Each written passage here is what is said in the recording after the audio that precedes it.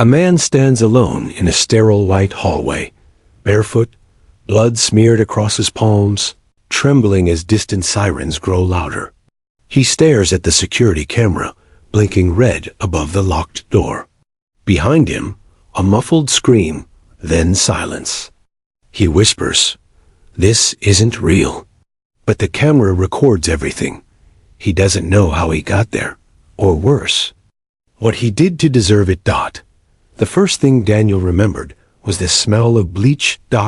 It clawed at the back of his throat as he came to on the cold linoleum floor, head pounding, palms sticky. His shirt was damp. Blood? Sweat? Something else? For a moment, the room blurred, the overhead lights too bright, the humming fluorescent buzz vibrating inside his skull. He pushed himself up slowly, hands trembling, and looked around. Hospital room? No, not quite. The bed was stripped, restraints hanging loose on the rails. A single chair in the corner. The windows were bricked over from the outside. No clock, no calendar, no personal items. A mirror faced the bed, but it wasn't a mirror. It was a one-way window. He knew it instinctively. Someone was watching. His heart thundered. "Hello?" he called out, voice cracking. "Is anyone here?" Silence. And the static crackle of an intercom. "Daniel, can you tell us what you remember?" A man's voice. Calm, measured. Like a therapist trying not to scare the rabbit. Daniel stared at the glass. "Where am I?" "You're safe. That's all you need to know right now. Tell us what you remember." His hands tightened into fists. "I don't remember anything. I woke up on the floor." "Try." He closed his eyes, pushing past the vertigo. Images flickered. Water dark and still. A child's voice. A woman screaming his name. Then static, as if someone had yanked the reel from a projector mid-frame.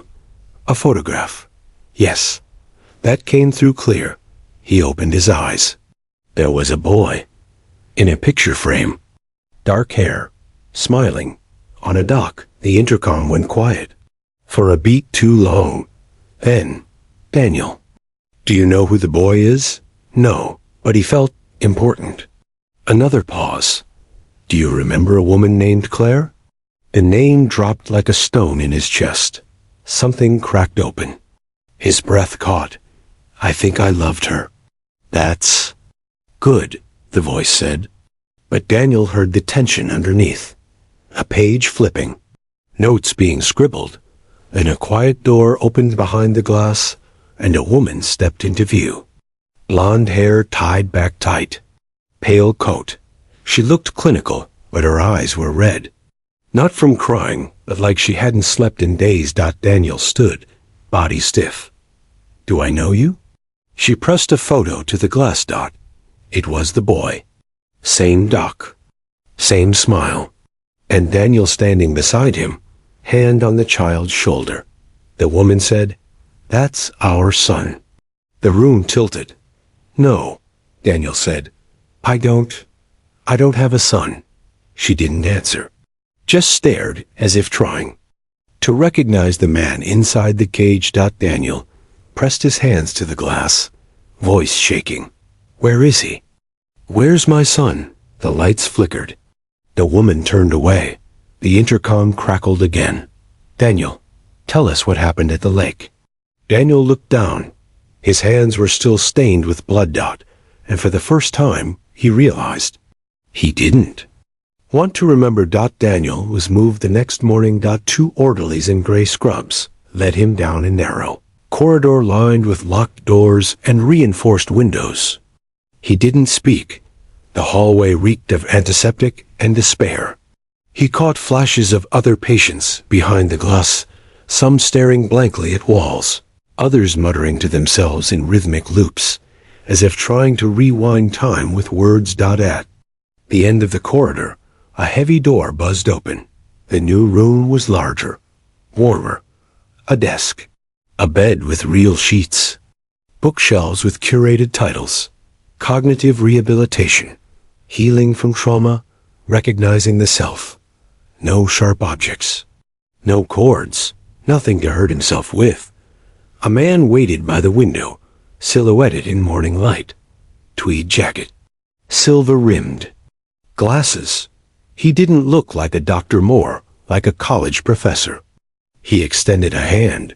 Dr. Elliot Grant, neuropsychiatry. Daniel shook it warily. We're starting a process called reintegration. Carefully paced.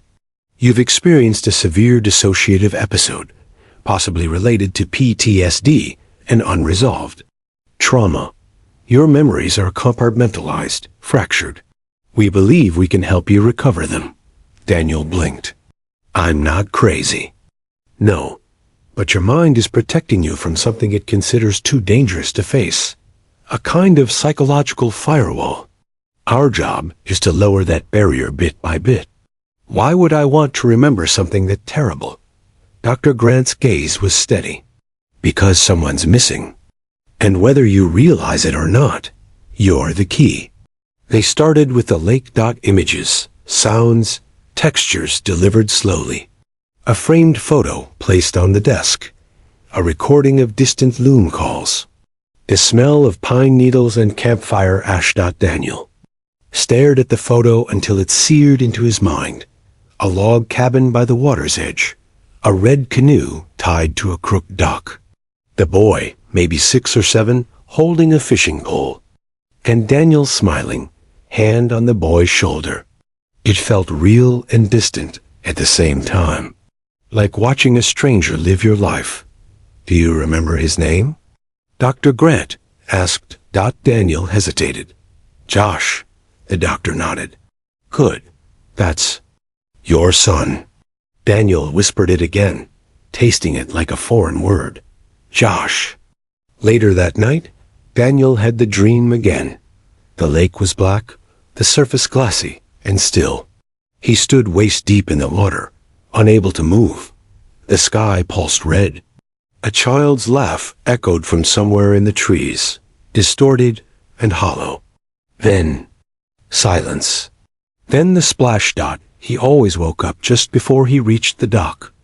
On the 3rd day, Claire visited. She didn't sit. Just stood in the doorway, arms folded tight. Daniel tried to read her expression. Grief, rage, resentment. She looked at him like a ghost. I was asleep upstairs, she said, her voice flat. You were supposed to be watching him. Daniel's breath caught. Claire. Do you know what you did, Daniel? No. Good, she spat. I hope it eats you alive. She turned and walked out, the door clicking shut behind her like a gunshot. Daniel sat down, shaking. The photo of Josh lay on the desk, face up, smiling. At night, Daniel didn't sleep. He just sat by the window, staring into the dark, replaying a laugh he couldn't quite remember, and a scream he could. Dr. Grant introduced something new the next day, sensory immersion exercise. They sat in a small therapy room outfitted. Like a cabin interior, rustic wallpaper, the sound of crickets piped through hidden speakers, a fake fireplace flickering gently in the corner. It felt surreal, artificial, but something about it made Daniel's skin crawl. This is meant to help dislodge anchored memories, Dr. Grant explained, placing a wooden box on the table between them. Objects can act as emotional triggers. Inside the box were items from the lake house. A set of keys, a child's red baseball cap, a broken plastic watch, a yellow crayon. Daniel's fingers hovered above the items, then stopped at the cap. He picked it up slowly, hand trembling. There was a smear of mud on the brim. Or was it blood? He shut his eyes. The world tilted. He was back on the dock. The water was calm. Josh stood beside him, gripping the fishing pole awkwardly, the cap pulled low over his eyes. Daniel knelt beside him, adjusting the reel. Like this, buddy. You'll catch something this time. Josh grinned, missing one of his front teeth. I want to catch a shark. Daniel laughed. In a lake? Not likely. But then a woman's scream. Daniel whipped around. Claire stood on the porch of the cabin, her face pale. Then everything went black. He opened his eyes with a gasp, nearly falling out of the chair. Dr. Grant was kneeling beside him, steadying his shoulders. "What did you see?" Daniel stared at him, heart thundering. He was alive. He was right there. And then a scream? Daniel nodded. "What happened next?" "I don't know. It just stopped." Grant leaned back, lips tight. "There's a gap in your memory, an hour, maybe more. That's the block. And whatever's in that missing hour is the key to everything." Daniel stood, pacing the small room. "Claire said I was watching him. She thinks I let something happen, or worse." "Do you think she's right?" Daniel didn't answer. He didn't have to. The weight in his chest told him enough. Night. Daniel sat on the floor of his room, staring at the photo again. Josh. That smile. That day. He turned it over. There was handwriting on the back. July 3rd. Josh's first fish. He was so proud. Dee caught it for him, but let Jay reel it in. We needed this weekend. C. Daniel read the words over and over. The phrasing struck him. We needed this weekend. Needed it from what? He dug deeper. Asked for more. Files, if they existed. Journals. But Dr. Grant was vague. Protective. Your mind will tell you when you're ready, he said. But Daniel didn't believe that anymore. He didn't trust time, or silence, or even his own reflection. Especially not the reflection dot, because sometimes at night he swore the face staring back at him. Wasn't his dot the next day? The first official record was slipped under his door. A redacted police report. One line stood out. At approximately 6:12 p.m., subject Daniel H. Foster was found alone on the dock. Child missing. Witness claimed subject was in a trance. Subject repeated the phrase, "He's still under," 5 times before paramedics sedated him. Daniel dropped the page. What the hell had he done? Daniel began to wonder if the dreams were memories or warnings. Each night, the lake returned. But now, there was more. The water wasn't just black, it moved. It pulsed like it was breathing, like it was waiting. Josh's voice would echo from beneath the surface, gurgled, distorted. "Daddy, it's cold." And then silence. Always. Silence. He'd wake drenched in sweat, hands clenched so tightly his nails left crescents in his palms. He stopped trusting sleep. On the 4th morning, Daniel demanded the full police report. Dr. Grant hesitated. "You were in shock when they found you," he said. "Catatonic. You didn't respond to commands for nearly 20 minutes. "What? About Josh?"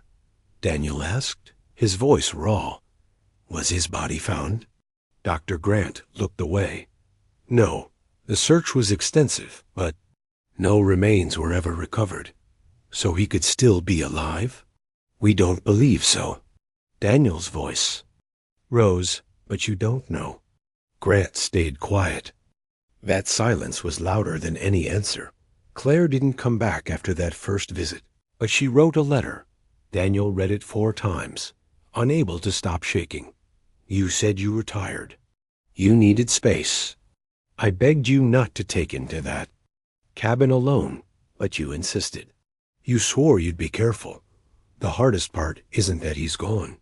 It's that you don't even seem to care. You looked me in the eyes afterward and asked if I had a son. I pray you never remember what really happened. Because if you do, and if you still feel nothing, then you're not the man I married." Daniel dropped the letter. He couldn't breathe. Was it possible he'd done something deliberate? That afternoon, he asked to be taken to the lake house. The request was denied. "Too risky," Dr. Grant said. "You're not ready." "Then I'll never be ready," Daniel snapped. "You're not helping me remember. You're just trying to control the damage."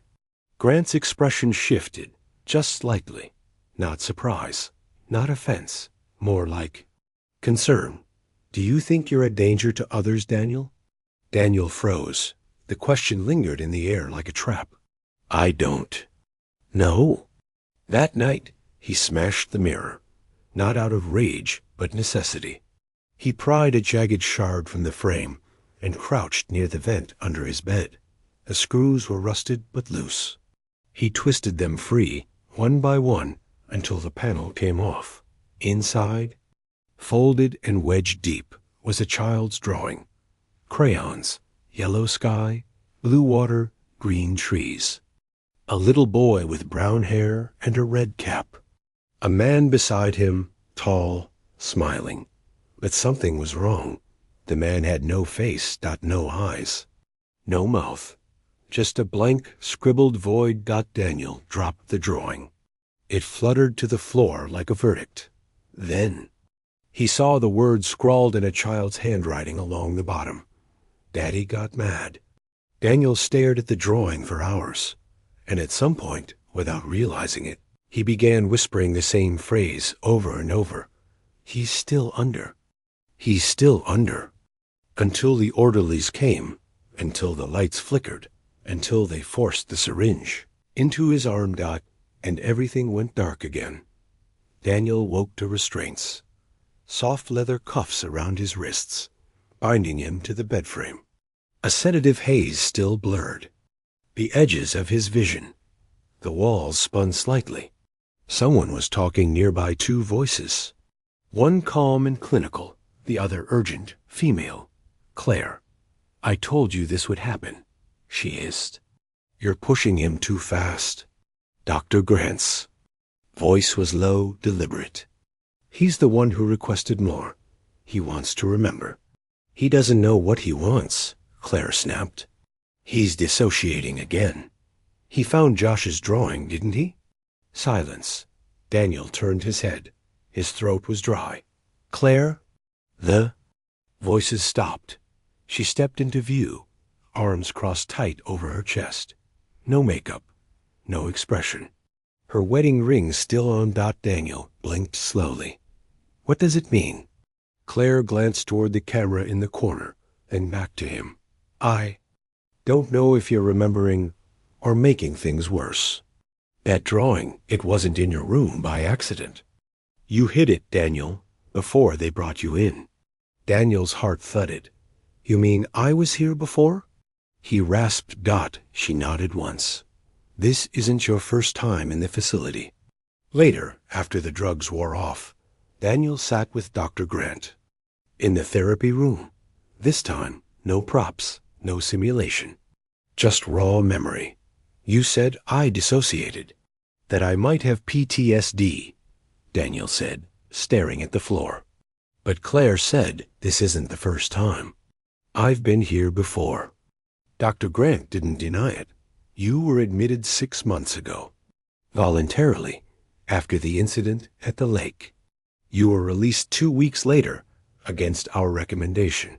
Why? You convinced the board you were improving. That this memory loss was trauma-related and stable. Daniel scoffed. So I fooled you. Trauma patients often fool themselves first. That's the real danger. He passed a folder across the table. Read it.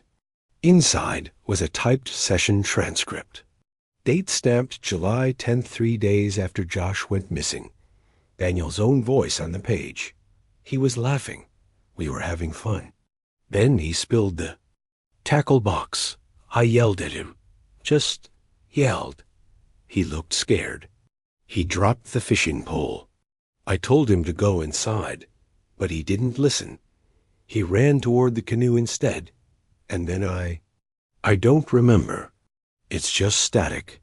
I keep seeing his face in the water, but I'm the one holding him under. Except it's not me. He has no face.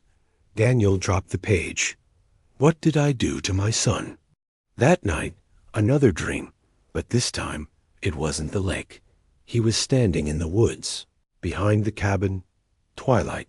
He could hear the water lapping behind him, and somewhere up ahead a rustling. He walked forward, barefoot over pine needles, until he reached a small clearing. There was a mound of earth, freshly turned soil, a red baseball cap half buried. He dropped to his knees, hands digging frantically. And then a hand shot up from the dirt, seizing his wrist. Small. Cold. Daniel screamed. And woke to the sound of his own voice. He sat up in bed, drenched in sweat, the cap from the memory, the mound, the hand. He couldn't be remembering that if it wasn't real. He grabbed the photo of the lake house from the desk and traced the tree line behind the cabin. Right where the clearing would be. They were looking in the water. But they never searched the woods. His voice shook as he whispered. They never looked behind the house. By morning, Daniel knew what he had to do. He refused the sedatives. Told Dr. Grant he wanted full memory exposure. The doctor hesitated, warned of emotional destabilization, neural collapse, risk of hallucinations. None of it mattered. Daniel stared him down. Take me to the lake. The car ride was silent. A security officer sat in the front passenger seat. Daniel, in the back, watched the trees blur past like ghosts. Claire didn't come. She hadn't responded to his last note. Maybe she couldn't. Maybe she didn't want to know. The facility van pulled off the main road onto a gravel path lined with pine. They passed a hand-painted wooden sign. Whitaker, Lake, Est, 1967. Daniel's heart jolted. He hadn't been here in months, but his body remembered. The cabin stood unchanged, weathered but standing. A red canoe still tied to the dock, half sunken. The porch steps creaked as he climbed them. Inside, dust had settled thick across everything. Cobwebs in the corners. The ghost of a family once happy. He walked slowly through. The rooms, kitchen, living area. Upstairs bedroom where Claire had screamed. It all felt like a movie set, a place built to look like a memory. Then he stepped onto the back porch. The woods whispered. He moved into the trees. 50 yards in. They smell changed. Damp soil, old bark, a hollow stillness. He walked until he found the clearing, exactly where it had been in his dream. The mound was gone. The earth had flattened with time. But something inside him buzzed, pulling him forward. He dropped to his knees, began to dig. No shovel. Just his bare hands, clawing through layers of soil. The officer called to him from the edge of the woods, but Daniel didn't stop. His fingers bled. His breath caught. Then Dashwood. He uncovered the edge of a small box, like a time capsule. He pulled it free, chest heaving, and pried it open. Inside, Josh's red cap. A waterlogged photo. Daniel, Claire, and Josh smiling. A child's drawing. The lake, the dock, and the words scribbled across the bottom in crayon. Daddy said, "Don't tell." Daniel dropped it. His hands shook violently. He remembered. The fight had started over nothing. Josh spilled the tackle box. Hooks and lures everywhere. Daniel tired. Hung over, raw. Snapped. He yelled. Loud. Too loud. Josh backed away. Tripped. Hit his head. Blood. Panic. Daniel scooped him up. Josh's eyes fluttered. He wasn't dead, but hurt. Confused. Scared. "Don't tell Mommy," Daniel had whispered. And then what? Daniel's head throbbed. The next moment came. In shards. He carried Josh into the woods. Told him they were playing hide and seek. Dug a shallow hole. Just to scare him. Just to teach him a lesson. Stay here. Don't move. Don't tell Mommy. Okay? He walked away. Just for a moment. Just to calm down. When he came back, Josh wasn't breathing. Daniel collapsed, sobbing. The officer radioed for backup. Within an hour, crime scene units arrived. They uncovered the full box, confirmed clothing fibers matching Josh's last known outfit. Still no body. But enough. Enough. For a case. Back at the facility, Claire came. She didn't cry. She just looked at him through the glass. You left him, she said. You buried him. Daniel nodded. I thought I'd come back. I thought he'd be fine. I didn't mean, she cut him off. You weren't sick, Daniel. You were angry. That night, Daniel sat in his room alone. No sedatives. No dreams. Just memory. And one question pulsing like a heartbeat in his skull. If he hadn't remembered, would he still believe he was innocent? The trial began 6 weeks later. Daniel was transferred to a county psychiatric facility minimum security, pending further psychological evaluation. The evidence found at the lake house, along with his recorded sessions, was enough to indict. No body had been recovered, but prosecutors pushed for involuntary manslaughter with gross negligence. Claire testified. She didn't look at Daniel once. I didn't want to believe it, she told the courtroom, voice steady but drained. But when he finally remembered, he didn't cry for Josh. He cried for himself, for the fear of what it meant. Daniel didn't flinch, because she was right. His attorney built a case around dissociation citing trauma, fugue states, severe repression. Dr. Grant took the stand, testifying to Daniel's complete psychic break, explaining how the mind sometimes erases unbearable truths to preserve the self, but none of it erased the drawing, or the box dot, or the words. Daddy said, don't tell. The verdict, guilty. 10 years in psychiatric custody, with the possibility of reevaluation. Daniel barely reacted. In truth, the trial had been a formality. His real sentence started the moment he remembered the woods. In the months that followed, Daniel's days fell into quiet routine. Therapy, medication, silence. He rarely spoke. When he did, it was always the same question. Do you think he felt scared? No one ever answered. One evening, after lights out, Daniel was escorted to the visitation room. Claire waited inside. She looked different, now older, hardened, but not angry, just hollow. I'm not here for you, she said. I just wanted to tell you something, face to face. Daniel sat across from her, too ashamed to meet her eyes.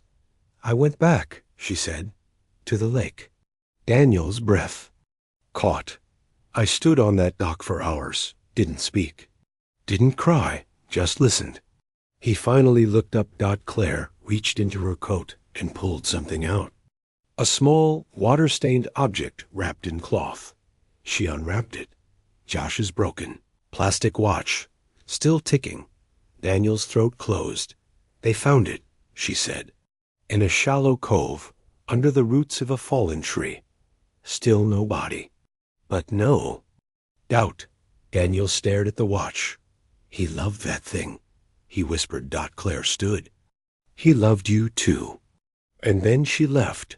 Later that night, Daniel stood at his window, staring into the dark, not at the trees or the fences or the shadows, but into himself. He remembered the last time he saw Josh's face, not in the woods. Not in the cabin, but in the water. After the panic, after the silence, when Daniel returned and tried to dig him up, screaming, clawing, praying, but it was too late. Josh wasn't breathing, and he did what cowards do. He carried his son to the lake. Let the water take him, hoping it would also take the truth. Daniel pressed his hand to the glass. He was no longer a man trying to remember. He was a man who remembered everything. And every night, he still saw the same image in his dreams. A still lake, a ripple, and the face of a boy beneath. The surface. Eyes wide, mouth open, waiting.